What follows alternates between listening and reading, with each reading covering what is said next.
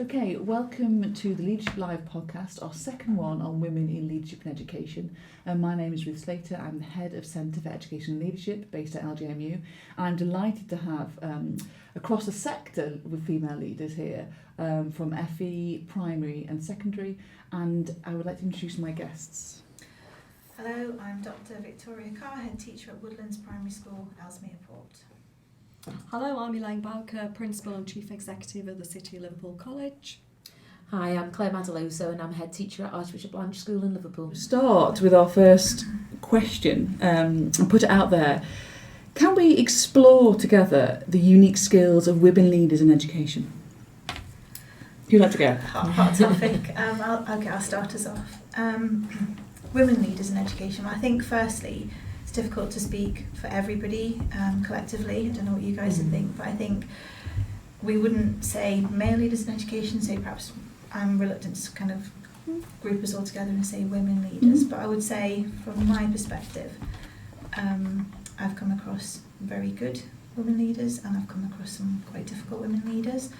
I think some of the issues that I now face as a woman in education might be kind of hint at the reasons why some of these women have been challenging in the past. So I think it's given me a bit more depth to my understanding of leadership challenges, which I think we'll cover later on. But I think I'm lucky in my career that I've come across good and bad. It's given me a role model to how I would like to be, but also how I definitely don't want to be. So I don't know whether you guys would agree or not, but I think there are some unique things about being female, but I'm not sure that they're necessarily unique about being female in leadership or in education, because I think whilst we might have empathy as a collective here, and we might be able to multitask and so on, I don't think that's necessarily true of all women all the time in all leadership roles or in education in general. Interesting point. Yeah. What do you think, Elaine? I agree with a lot of what you said, Vic. It's in my experience, I've had some fantastic leaders, both male and female, throughout that journey. And I look back and think about, well, what was the great things? What were the not so great things? And over the years, I can see that I've changed as well as a leader. I don't know how much of that is about being female or whether there is just something about as you move through your career, you get a different type of, I don't know, confidence might be the wrong word, but just something around, well, I'm in it, so I'm going to do the best I can whilst I'm in it. And I've done some of these things before. I've overcome some of those difficulties. So yeah, it's going to be challenges and I am going to be able to overcome those challenges. I do think that having good networks around you really helps. I don't know, again, how much of that is being a female, because my networks, I've got both good, great males, great females. I think there are particular challenges in leadership that I have personally observed, and for a long time, I look back very, very early on in my sort of childhood, and my dad was a really big influence in terms of, you can do anything you want to do, it's up to you. If you want to do it, you will do it. So I really believed it for an awful long time. I really believed it, and I probably wasn't a great female leader in that respect, because I was quite single-minded. And it wasn't until I got much more senior when I used to find myself in rooms and I'd be the only female in those rooms. Do you wonder if you were there because you were single-minded though? I don't know. So perhaps it is a good trait at times to get you. I'm sure there have been times when you've been very focused on achieving an objective. Yeah, I think we all have those different points, don't we? And there might be something that we're particularly passionate about within our career development, and you do become a bit more determined in those things as well. But I think picking up on the things that you've both said, and I don't know whether this is just a female thing, but I think perhaps women do evolve more during their life journey, if you like, from being at university to a sort of ECT, as we'd say now, going through your career, because you might have those different life events that do change you and do make you reflect on things a bit more. As I say, from becoming a mum and all of those different things, the different emotions that you have and the different feelings that you have, I think help us to develop and reflect more. And that's not to say that men don't, but I don't have that experience. I have my own experience to draw on. So I would say that, in my early 20s, when I first started teaching, probably had more confidence then than I've got now in many different ways. But what I've got now is real experience and networks and male and female networks that really help me to tease through things, and I think it's really good to have, you know, those different mentors, those leaders that we've looked at throughout our career as well. And do you wonder as well about how some of the things that might be levied at you when you're in your 20s and 30s shape your determination? So for example, when I was in my 20s, there'd be, you know, some quite challenging things said back in those days. I mean, I'm of a certain age now where I can say that. So, you know, 25 years ago, people would say things that nowadays we'd think that's totally inappropriate. But things like, oh, what would you know? You haven't got any children. And I think, okay. Or, you know, when you get a husband, you won't be able to do this. And I used to think, really? But now that we've kind of been through those things, perhaps we have learned from people kind of trying to pigeonhole or box us up. To kind of say, well, having children has only given me experience. It hasn't necessarily prevented me. It has changed things perhaps, but not prevented. I also think that sort of development through your career and development through your personal life in lots of different ways as well can tie in really quite nicely, can't it? Because actually we want to be a positive role model to young people as well, our own children and the students that we work with, whichever phase that is. And I think that's something really important that we can't underestimate, because they do look up to us, regardless of what we think. They look at what we're saying, what we're doing, and how we act. All the time. I do think, going back to your question, Ruth, that what's unique, and things that I found difficult to balance, I think is fair to say, and I think all women find it difficult to balance, is how do you have, and in my case 3 children, and brought up 2 of my grandchildren at times as well. So how do you balance that career, developing that career with having children? Then I think as you become more senior, as a senior leader, there are other challenges that you face as well. You know, you then become carers for parents. We underestimate the impact of menopause in the workplace, and you know, I like to call it a power pause, because so many women decide at that point, oh, I'm going to leave my job and I can't do this. And actually it's got nothing to do with them. So I do think what's unique about women is, how do you have those children and maintain your career at that same time? There's actually literature, isn't there, that lots of it underpins that. So two books I would say, if the listeners haven't come across them, obviously latterly Davina McCall's book. I never used to be a kind of great fan of her, but her book was really informative for me about menopause in the workplace, not just about the personal impact on women, but in the workplace and how it's understood by male advocates and so on. And a second one is called Invisible Women, and that talks about how, you know, internationally women do provide that more caring role, that intergenerational caring role, and how they have to try and manage their own lives within that wider so I think you're right is what I'm saying, and I don't think it's just our personal opinion on that. I think it's proven by lots of research, and there's a big data gap on that actually, about the impact on various constructs that we have in the world on women, be that transportation, you know, how we all got here today was a key thing. We have to work around, you've cared for somebody before you've come here, you know, I've got my daughter off to work before I come here. So it's about all of those things, isn't it, that perhaps... I do think you can have it all though, but you can't have it all at the same time. Oh, I like that. Should we move forward to the next question, because you touched on sort of family life and phases and where we are with the journey into how we evolve into leaders. And I'd like to sort of probe a bit more around the challenges and barriers faced by women. So a little bit more of your honest opinion and maybe your experiences.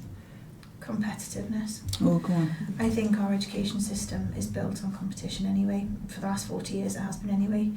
But I think when that becomes personal competition, it's really toxic. As a young female leader, you know, there was a lot of competition, and I didn't understand it back then. I used to think, well, I don't have any children, I don't have a partner. If I come to work at 7 and I want to get all my marking and my prep done and then leave at 7 and I'm free to have my evening, that's a choice that I'll make. And I now see that as a leader. I think it's okay for people who can do that, but it's also okay for working mums to say, I'm leaving at 3:30, I'll catch up at home and work around their family life. So because I've been part of both of those, like you said earlier, it's really good. It kind of, you go along with it. I think some women are very competitive with each other, And I think so you think women against women competitiveness as opposed to males and females in I settings? feel like the most toxic thing I've come across is women competing with other Interesting. women, and it's on a range of different levels as well. That's not been my Yeah, experience. I see it though, so I hear what you're saying. I think it's sometimes in terms of being taken seriously, and it never ceases to amaze me when, as a woman, I will say something in an environment where there is males, and they will say exactly what I've said, and it will be acknowledged. Oh, yeah. So I do see that. I've really had to work on that to find ways to overcome it. I think also being small, because I'm less than 5 foot. And I've read there's loads of readings in terms of how much does your height influence things. So I suppose I'm against the odds really in terms of the job I do as well. But yeah, I do think that adds to the invisible nature as well. And I often I've been in situations where I've been in a meeting and I've been the most senior person in the meeting, and I've been with other male colleagues, and quite frequently all the questions will be directed to them until that person then suddenly realises who the decision maker might be in that room. So there is you do have to just overcome that and think about your strategies of how perhaps you're going to overcome that. But I've not worked in education all my career. So I've worked for the Department for Education, I've worked for the Learning and Skills Council, I've worked in Manchester City Council as a senior leader, and did transformation and did other things. So I came into education later as well. So it's difficult I don't know, I've done those other experiences which I think have been really helpful to me. Did you notice anything particular when you came into education? When I first came into education, I was thinking I wanted to change the world. As working from an employer side, I was really warmly accepted, and I really enjoyed coming into education, and that was a really, really positive experience. But once I became a senior leader, I found it's quite lonely actually, especially when it's tough. Suddenly you are very much on your own, and that is something I think in education we really have to get better at. Claire? I had loads of things that I wanted to say as I was listening to colleagues speak. I'm like Elaine, I've not found that real toxicity that you've experienced, Vic, in terms of competition in that sense. But I think my journey through education, the first school that I was at, the head was great at being collaborative. And I think that was the approach that I've sort of taken on. And as we've said previously, you have different mentors at different times, and people who give you different experiences and viewpoints. And I felt that was always then the way that I've sort of developed and really looked at having teams of people doing things rather than individuals. And within those teams, having those sort of real clear boundaries of, who's doing what. I hate the phrase standing on each other's toes. There's no such thing, because if it's for the benefit of everybody else, then it works. And so that's the experience that I've had. And then going back to one of the points that Elaine made earlier about her dad, my dad was the exact same actually, and was always, no, you've got to learn how to do this because you're going to look after yourself when you're older, and you're going to be able to do this. And so perhaps that sort of background and grounding in, sort of really good male role models and then really good mentors. I think I've been really lucky with the mentors that I've had throughout my career, have made me see things in that way. Maybe I think, do I look back and say, well, was the competition, wasn't that? And I genuinely can't see it, but perhaps, there might have been those elements there, but I've always felt that working in teams is the most effective way forward, and everything that I've done in my career has been in that way. I definitely agree, team, 100%. We were speaking earlier, weren't we, about no single point of failure, and working collaboratively. I think it is definitely the bedrock of the success of my leadership. I think it's interesting that you guys have both had such fantastic dads and male role models in your childhood. I was the opposite to that, totally the exact opposite. And I wonder if some of the resilience I've developed came from childhood experiences perhaps I had a head start on people who might not have. But then I wonder about resilience sometimes. I wonder if it only comes from negative experience, or if it can also come from positive experiences. Yeah. So I think you can build it, but then having it, I think, as like you said, it's a lonely job when you're a leader.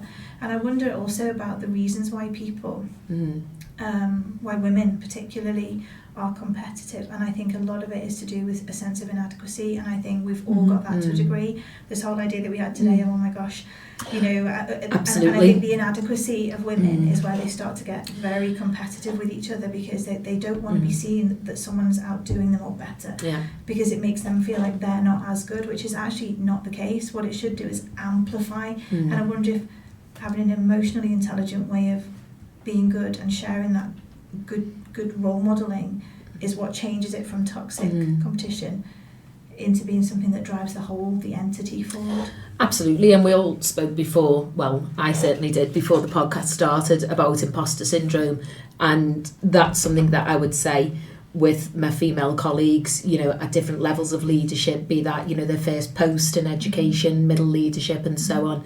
I do think they struggle more with being able to make those decisions than perhaps the male counterparts. That's my experience. And they'll be honest about those things, and they'll come to me and talk through different things. And I always think that's great, because if you can recognise what your own areas for development are, and you want to overcome those feelings of inadequacy or not feeling as strong in your decision making, then that's really important to do so. I read quite a lot, quite early in my career, which I was glad I did, around competence and confidence, and the fact that confidence often is mistaken for competence. So I think I've realised the importance of, really making sure that you understand what you're doing and can be the best you can, but also the value of confidence. And I've had to work. I'm being untrue. I haven't had to work too hard at that. And I think I am a little bit different, and I do question myself on this, because it's that arrogance, but I have never had imposter syndrome. That doesn't mean to say that I haven't ever thought, I've been worried, I've been scared, and I think that most people who know me will know that I am very open and quite an open person, and I've paid the price for that.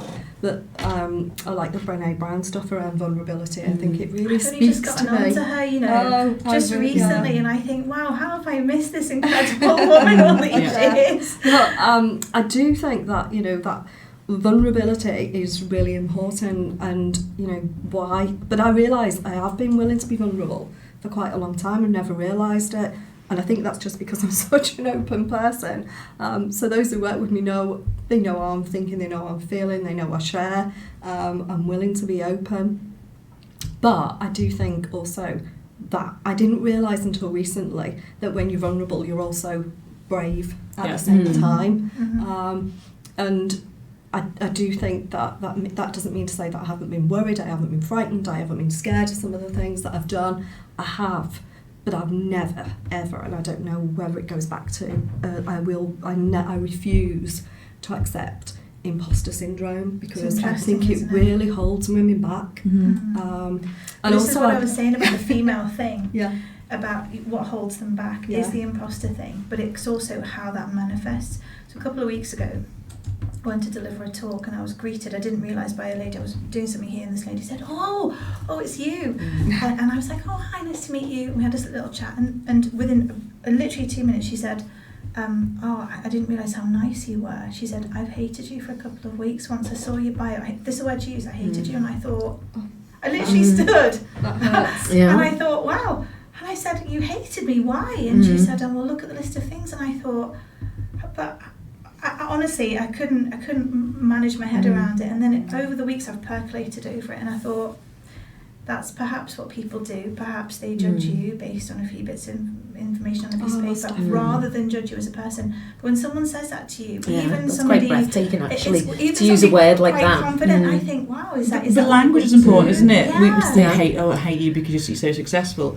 It's similarly, I think, using terms like, oh, she's a very ambitious female. Well, why is that? Why do we say that?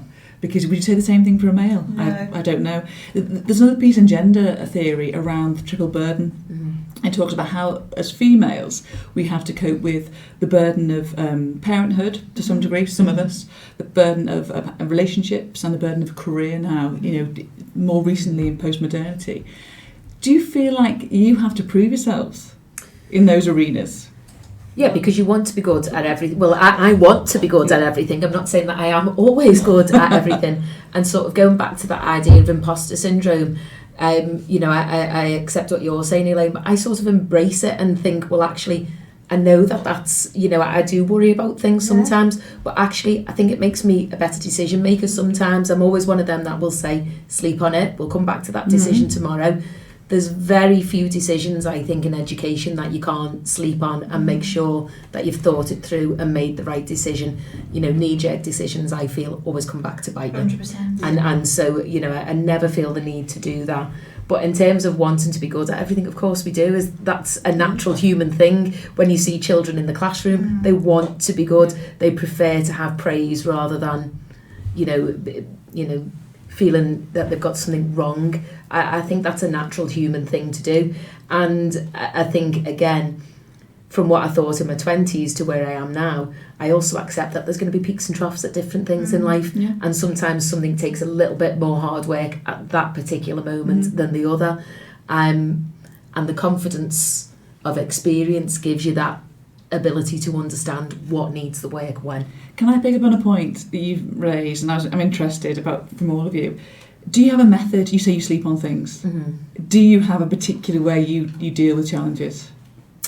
It depends what the challenge is, but when you're picking through problems in school, when you're trying to create, or when you're trying to be creative and come up with something different, maybe for a timetable or a curriculum decision and so on, it's going away and doing those bits of research, speaking to the people who are going to be impacted by that decision as well, because I want them to understand the decision making process and come to a collective agreement where possible. That's not possible all of the time, but where possible, that's always the best thing for me. So I will approach things very much from what's everybody else's point of view, how does that fit with my point of view, what does the research tell me, and then I'll go away and make a decision when I've thought through everything, in the old-fashioned sense of pros and cons and what's the impact of this, and if you throw the stone in the water, where do the ripples go? And I suppose that's what I like to think through, the what next and what's around the corner. If we make this decision, what's the knock-on? So that whatever decision I make, I'm very clear about what the outcomes are going to be, but also what the problems might be on the way to the outcome that we need. Yeah, thank you for that, really useful. Similarly, but we do it in real time. So we'll get everyone in around the table. It's a 10-seat table, and I'll often say, I've had an idea, or what about this problem that's coming up? And then we all so I've got such a representation. I've got early years, Key Stage 1, Key Stage 2, I've got the money woman, I've got the pastoral lead, I've got the Senko. We're all in there going, right, let's get our heads around this. And we do all of that kind of mapping out in real time. And interestingly, when some things we can do in real time, but some things you can't. And in terms of a curriculum decision, changing the whole school timetable, though all of the middle leaders that I would need won't be around there. But I'm like you in terms of the same thing with my leadership team. I've got the academic side of things, the pastoral side of things, the business side of things, and some things we can do. We develop we split up our meetings. We have a Tuesday meeting, which is strategy, and a Friday meeting, which is business. And it's very much separating the two things and making sure that we're always focused on strategy, and then the business things, the day-to-day running and operational things. You can't always do everything in real time, though, for me. We are leaders, aren't we? We're leading in education, we're leading businesses. So, I look at the organisation I lead, both of you leading big complex organisations where millions, we're still responsible for the money, the millions that are involved. Now we've got tens of thousands of students who are all relying on our decisions. So we make thousands of decisions in the day, and going back to your question, some of them are just so instinctive, aren't we? We just have to make those quick decisions, but sort of like the big ones, I never feel, I love to hear everybody's point of view first. I make better decisions when I just know that now. I'm really clear about how I make the best decisions. It's when I've heard the input from everyone else. I like to pull it together because I love transformation. I'm always focused on change and what's coming next as well. I have to work really hard on the everyday, really hard. So I love everybody's input, and that's the way I like. Not everybody likes that though. You know, I'm not a person that will go and think about it first. I tend to share it out and then go away after I've got everybody's input. Is that a female trait? I don't know. It's like you both said the same thing, haven't you? That you get it and then you make the decision. Yeah. I also really feel that, you know, knowing my team as well as I do now is really important, and investing the time to get to know them as leaders, their style of doing things. And they're all very different, the team that I've got, which is great because they bring something different to the table. But I also know that some of them I'll get more out of on a one-to-one. And really tease through and say, why don't you go away and think about this tonight and we'll talk about it again tomorrow. I suppose we're looking at decisions in different ways, Ruth, you know, because the day-to-day things, as Elaine says, lots of them are instinctive, lots of them you know what you're going to do, and we do make decisions so quickly in schools, don't we? I'm thinking about the bigger change decisions from your question, Ruth, rather than, you know... I was interested to hear your methodology, and you spoke about that, and I wondered how far that was being a female leader, something that, does that influence it, or do you just think it's pretty neutral in that terms? I think I've seen that trait in leaders of both genders, really, if I'm honest. And as I say, for me, definitely what I've learned is a quick knee-jerk decision, feeling pushed into a corner and making a quick decision never works for me. And that's certainly something that I've shared with my staff. I'll always say, particularly because if they're with a parent and the parent's kind of trying to get the decision, I will get back to you. And that's just a stock phrase, I'll get back to you. And it's not like a political phrase, it's a by myself thinking time to make the right decision phrase, if that makes sense. But I mean, some people might think I'm being fobbed off, but to expect anybody to make and I think that's a modern day thing, because everything's so instantaneous nowadays that if they haven't got the answer right there, they're thinking, why can you not just tell me now? Well, just want time to think about it. And some people see strength in that. So some people think, oh, look at them, they can make a decision really quickly. I don't tend to find that they're the best decisions in life in many different areas of life, not just leadership and education. I think it depends on the decision. The worst thing I think as a leader that we can do is, you know, sit on the fence for too long. Because it has massive implications for others. So it's always a balance, isn't it? And I mean, my greatest challenge at the moment is I've got such a really, really talented team as well, a very talented team. So it's about, you know, giving them as much space and freedom and autonomy as possible, because some of their decisions are fantastic. Perfect. Let's go on to the next question because of that. You inspired me there, Elaine. So in terms of talent, how well do women leaders lead the way and champion others within your settings? Think about some of your talented females that are up and coming. What do you do to sort of nurture that? Well, I think there are many layers, aren't there? So there's the everyday role modelling. So because, as you said earlier, people are looking to us for everything. Even if we don't see it, even if we're not completely aware of it, people are looking to us for how we behave, how we speak to others, how we interact, how we decision make. For me, I think it goes down to even how we parent and our interrelationships. So I think there's that layer, being a good role model, but there's also how you time manage. I think is really important, because like you said earlier, you know, as we get older through our careers, we're not just teachers, we're also, perhaps some of us might want to be parents and so on, and it's how we manage our time and how we role model that time management. And I'm not a micromanager of people's time. I'm kind of like an end product person. As long as the product's done, I don't need to know what time you've clocked on and clocked off. If it's around your life and your lifestyle, I'm happy with that. And if you need to, I don't know, go to the gym or have a walk to clear your head and then come back to it, I'm not going to be saying, well, your working day starts now and finishes here, because that's not how I work either. So I think, is that a female thing? Perhaps not, but I think for young females, they're looking to who they can be and who they can emulate. And I think that's absolutely everything. So, and especially, I know you guys have also done additional study. How can you factor in motherhood, studying alongside your day job and everything else? And people will often say, how do you manage it? Well, something has to give. You're not superhuman. I'm not superhuman. I do the army, I do my study, I do my day job. I don't watch much telly. There's a reason for that. And I also try and multitask. So I live 6 miles from work, which is 10 kilometres. I could put my backpack on and kind of march to work, which gets my military training done in 90 minutes. I can also listen to a podcast or have some phone conversations. So it's kind of like, how do you manage it? Well, there are strategies I can use. You can try them or not. They may suit you, they may not. But it's about literally breaking it down so that it's explicit for me. I don't know if you agree. Yeah, I think a lot of that, but it is all about personal, Yeah. isn't it? I personally think the best thing you can give anyone is time. So, trying to make time to meet an individual, spend a bit of time with them, and honest conversations I think are so important. Honest conversations around the praise when they're doing something really well, giving them the, letting them know that you've seen it, you've noticed it, they can do it, but also really honest conversations. I'm a really big believer of honest conversations around when it's not going so well, which are constructive, and I find so many people run away, so many leaders run away from those honest conversations that, and we're all in education, so we are growing in our discomfort zone.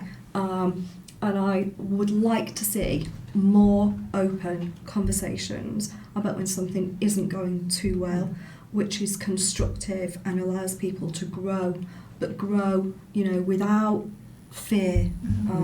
I think that is the biggest thing you can do. Is most definitely acknowledge, give time, give praise, and there are times when I know I haven't done enough of that, because it takes time to do that. It really takes time to think about what's going on, because there's so much, isn't there, that comes before you or that you're involved in. So taking that real time to notice something that somebody's done in the organisation and give it some praise, give it some acknowledgement. And also, when something hasn't gone well, I think the best thing I can do to a leader, an early career leader, is to spend some time with them, Coach saying, them through those look, let's work this out. Why? Let's look at some different ways of doing this, but making them still feel really valued. So you said peaks and troughs as well, isn't it? Peaks and troughs. Sometimes and you've got the everything, time to do that. Yeah, and I think going back to those points as well, the multitasking and how we fit those things in can be quite difficult at different times. But the hardest part of our job is those honest and difficult conversations, but also one of the most critical parts, I would say, in order to move, help people to develop in terms of their career, to move your own organisation on. So we spend quite a bit of time using the ethical leadership framework in school, and I spend quite a bit of time on that with middle leaders every year as well, especially those who are new to post, so we can talk about how do we manage difficult things with dignity and respect, how do we approach those honest conversations and make sure that we're doing it from a point of view that's really constructive and allows people to develop and reflect on their own career and see what their needs are next. So that's something that's really important to me as well in those difficult conversations. And giving them opportunities as well. I think there's so much competition, but making sure that people get opportunities for their own development, opportunities around other leadership, and accepting that sometimes you're developing somebody that's going to definitely leave. They're going to leave my You're investing in perhaps someone else's organisation. That talent spotting, isn't it? And being able to see what the talents are that individuals have, and and I say to some of my staff who are just so passionate about their subjects, they just want to be really great classroom practitioners, and there's nothing wrong with that. They don't have to move away from that if that's what they love, and they enjoy, putting the schemes of work together, finding really creative ways of teaching a topic that they might have taught over and over again. I'm really happy with that, and it's sort of knowing the people in your organisation. 4 deputies that are brilliant deputies, and each one of them now is a principal, and I'm really proud of that. I feel like that be must the be same, something is to it? do with the organisation. Your school pay or your organisation pays for someone to say do MPQH, knowing fine well that they will move on and be. But I feel like that's definitely the most passionate part of my job, investing in the future, looking for And it's really important that we do that now, Yeah. given, you know, recruitment and retention issues in 100%. education. Mhm. It's really important that we listen to the people that we've got with us, Mm-hmm. because that really supports the retention, I feel, as well. And especially, you know, one of the questions you've asked us about is about women that are developing in their career, and how do we keep them? Well, we have to understand what they're going through, don't we? We need to know the people that we're leading in our organisation, what's going on in their lives, whether they're caring for a relative, whether they've got an issue at home, and being able to support them to work around that, for me, is really important in terms of retention, because I don't want to lose really good staff, not just to my school but also to the profession, because it becomes something really difficult. It's a And hot I topic think now. it is, it really is. And when you look at flexible working, you know, Yeah. schools are so difficult to fit into a flexible Absolutely. working model, because, you know, they go from 8:30 until 3:30 or whatever the hours are, but that's when you need people in. Mhm. And so it becomes really difficult to work around those things as a leader. So trying to find the right things at the right time to offer to people to support them, so they don't miss, you know, a hospital appointment with a relative, or they don't miss, you know, their daughter's nativity play, or whatever season we're coming into now. They're the things that I find make people's experience of school and work really important to them. So I never say no to a leave of absence request Same. to go out Yes. of school to those things, because ultimately that will be held against me as a leader. And I understand why, as a mum. I wanted to go to those things when my daughter was young, and I want my staff to have those experiences. So we put a bit of a pool together every sort of, you know, this time of year around Christmas, when you're coming up to nativities and carol services and things like that, and they will cover for each other, and we'll work out a way of doing it without having to buy in supply or anything else, in order to ensure that those things happen. And it's just one of those things that every year comes back. Claire, I'm really grateful for that. It's brilliant. It's a massive leadership It's issue, really, though, you isn't it? have to be so I think- courageous, don't you, to bring that flexibility Like in. talent now, because we've got this dichotomy going on in education, certainly in my sector anyway, where, you know, trying to recruit people into teaching and learning is, you know, is so difficult now. And in my sector, I think I was saying to you earlier, 80% of my workforce are now dual professionals. So they started off as an engineer first, you know, a plumber first. So you're also competing with how buoyant that sector is. You're competing with the fact that schools get paid more as teachers, that university lecturers get paid more.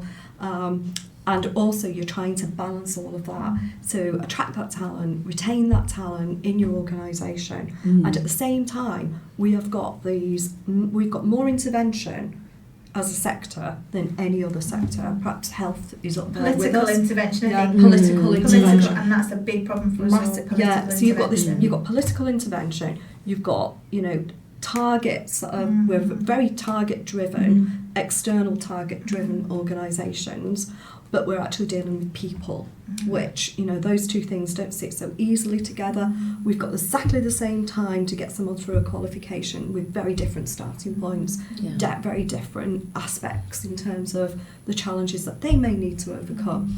And you're trying to support that workforce, which is dealing with all of that, whilst at the same time know that the targets are unrelenting, and, you know, they're not up for, you know, any form of I think that negotiation. political interference at every level is just probably our biggest thing to overcome. So the reason why I say Absolutely. that is because I think as leaders, it's so important right now how we are working with all of our talent, with our workforce, with our people, in order to ensure that we can recruit and retain, because it is becoming incredibly difficult. And At it the other end needs of it, though, primary level. collaborative leadership. So you've got the dual Professionals. professionals. Yeah. We've got support staff, and it's certainly for people at the very, very youngest age, and for special educational needs, trying to recruit support staff now who are paid better if they work in Morrison's or Asda, who don't have the same kind of emotional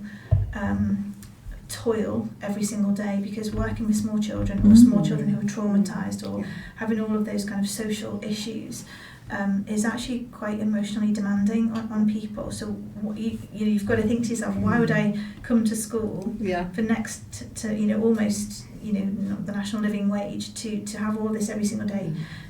when I could just go and work in Morrison's. It's becoming, the recruitment thing at that other end of it is also becoming quite a constraint because of, you know, not which is just likely to requires impact us to females change. as well, more Yeah. so than males, Yeah. I would suggest in Yeah. this case. You get very few support workers who are male, Yeah. particularly in the primary sector. So how do we add value as leaders in education to support all our workforce, in I feel particular our I females? feel it's like Claire said though, I mean, maybe this is a female thing, I don't know, I wouldn't want to, be too political about it, but I think emotional intelligence and about focusing on relationships, Mhm. I think intuitively perhaps the majority of women are better at relationships. They're more able to kind of discuss feelings and the kind of softer skills.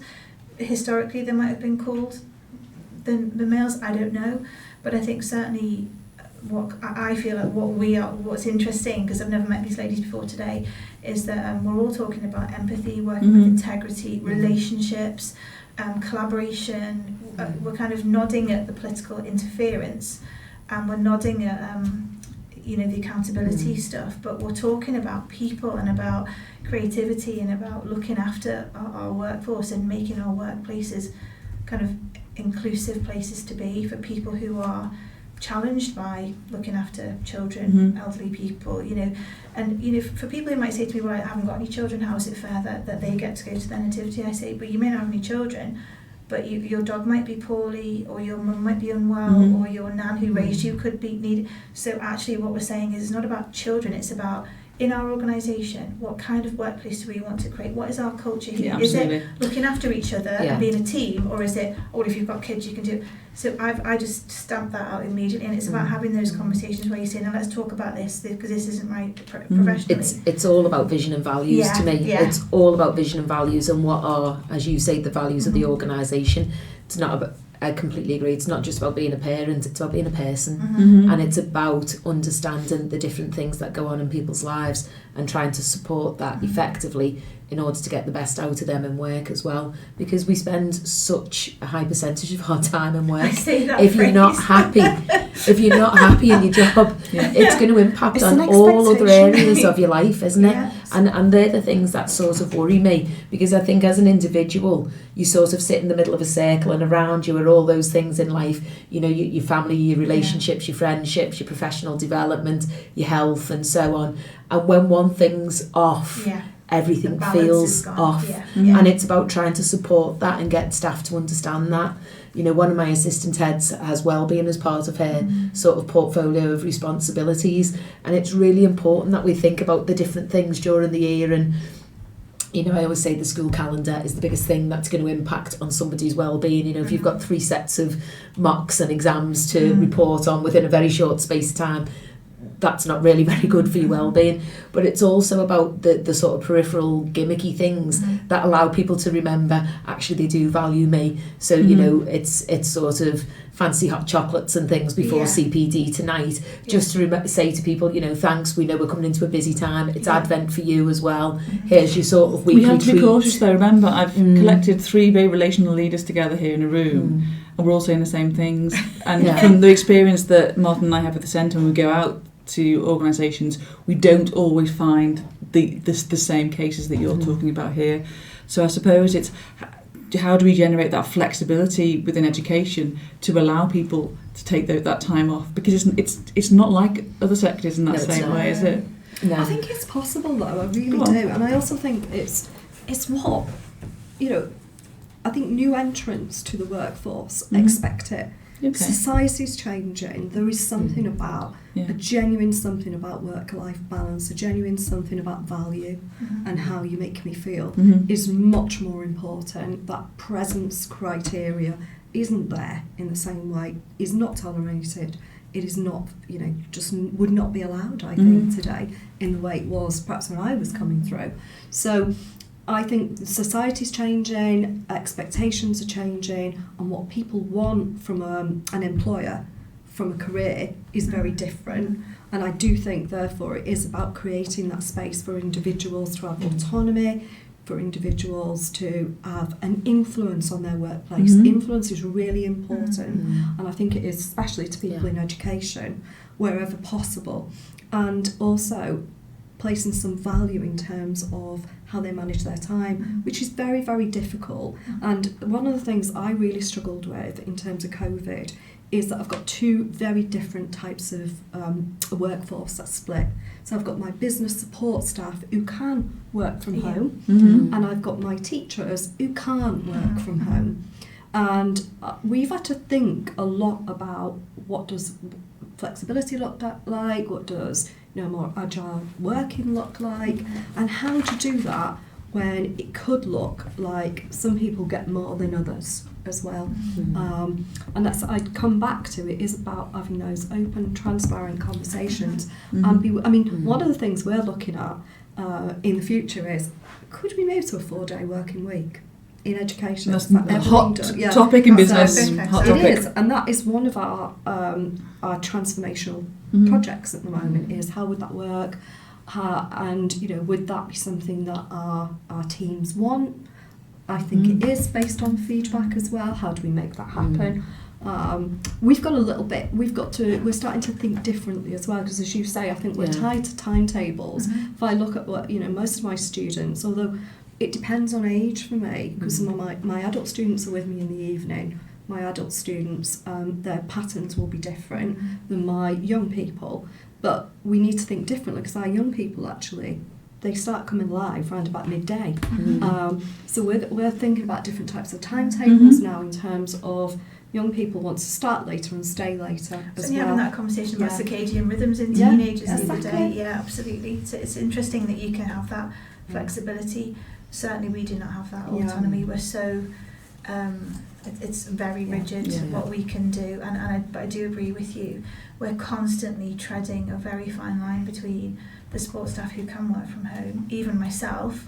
Do I work from home and write the head teacher's report and then it's done and dealt with, rather than the 50 million interruptions during the day, or do I stay in and just crack on with it? It takes me 3 or 4 days to do it, given all the interruptions. I've had to challenge myself as well about the way I, do I battle the tunnel at the busiest period of the day, travelling from Wirral into the, or do I actually try and do some of the things I want other people to feel comfortable doing, which is, outputs are what I care about most, so manage your own time. Exactly, and that's exactly what I said earlier, isn't it?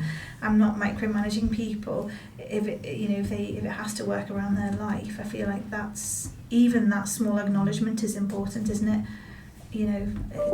I do think it's challenging. And my final question, it's a bit of the cliche of if you could speak to your younger self, but how might we as a collective guide and advise our women educational leaders of the future? If we had some really talented 25, 30-year-old women in the room now, what advice and guidance might you offer them to become successful and maybe avoid any mistakes or challenges that you made? I'd say be vulnerable and be yourself. I think there is so much pressure on you to try to comply with what you think other people want of you, especially early on in your career.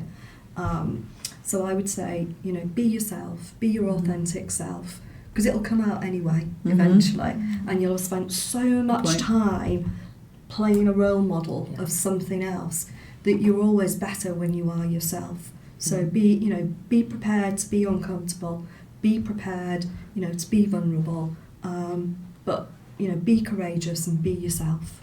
I would completely agree with that, and for people to realise that every personality is equally as precious within a team, that every way of working is equally as good within a team as well, and when you try to be something that you're not, that will come back to you at some point, because that authenticity, I think, is really, really important as you go forward in life. Vic? I think, would I want people not to make mistakes? No, I think I think mistakes teach us as much about ourselves as successes do. And I think it's safe to say that you're never the same person in your 20s as you are in your almost 50s or beyond. And I think it's okay to evolve, and it's okay to make mistakes as long as you learn from them, and as long as you're always doing things from a perspective of not wanting to hurt other people. If you make a mistake, then it's okay. But if you're actively going out there to undermine other people, I would say just have a little look at yourself. And I think knowing yourself and reflecting on yourself all the way through and is really important, because I think it goes to a lot of what we've said already this morning. If you know yourself and you know, as you're going through your life and your career, what you're good at, what you want to get better at, and you're honest about that, again, that honesty and that authenticity, then you can look to people and say, listen, I want to get better at this, can I shadow you? I've made a mistake on that, I want to improve that. If you're trying to create this image of I'm perfect and I know it all and I can do it all really well, the truth of the matter is I don't think any of us would say that we are that person. And if we can be successful and still have an attitude of we're going to learn, we're going to make mistakes, I mean, we try to avoid them, and particularly when the impact on other people is quite significant, definitely we're trying to avoid those mistakes, or if it's to do with taxpayers' millions of pounds. But I think there are some mistakes in terms of relationships or developing things that you are going to make, and it's okay as long as you don't come at it from I am trying to get one up on that person or trying to beat that person. It's got to be about trying to be my best self. I've made a mistake, I'm sorry, apologise when you need to apologise, and then try not to make those mistakes again. Elaine often talks about bringing different people around you that are different to you. 100%. And creating that, and it's the honesty, saying I can't do everything. 100%. But other people can be part of this kind of network and collective. And you can't do everything. You know, every organisation has so many different facets now. You know, in terms of business management, I really rely on the business manager. He's so, you know, on the ball with all of those things, and that's absolutely right, because that's his real area of expertise. I've got a great curriculum deputy, a great pastoral deputy, and people who play a tremendous role within the organisation. I can't know everything that they can, so it's also, you know, as you say, being humble in many ways and thinking, right, when do I need that expertise? Because actually it's going to make my organisation better if I listen to that person on this occasion. That to me is really important and crucial, and I would completely agree with Elaine there. If you've got too many people like you around the table, you've got one person running the school. But yes, people. It doesn't work. You know, and academic debate, we like to call it academic debate rather than any form of argument in school. But that academic debate is critical to make you think about the decisions and make sure that you're putting the right things in place to keep things moving forward. And actively encouraging people to challenge you, I think. I mean, it was an alien concept when I first arrived at my current school. People were very, very scared.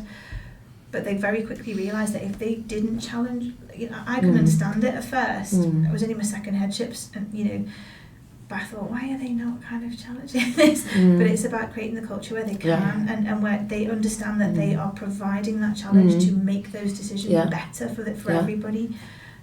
Do you think, I mean, the one thing I often think about is you both talked about cultures in your school, which sound fabulous. I have this thing about, mine is a big organisation, we've got tens of thousands of students, you know, thousands of staff. And sometimes the culture that you're trying to create doesn't always touch the sides everywhere in the organisation. When I've worked in, you know, smaller organisations, because the impact of the leader on culture is massive, isn't it? Yeah. Fish definitely rots from the head down. So, you know, if it's a great organisation, it's down to us, and I think if it's not so great, it's also down to us as leaders.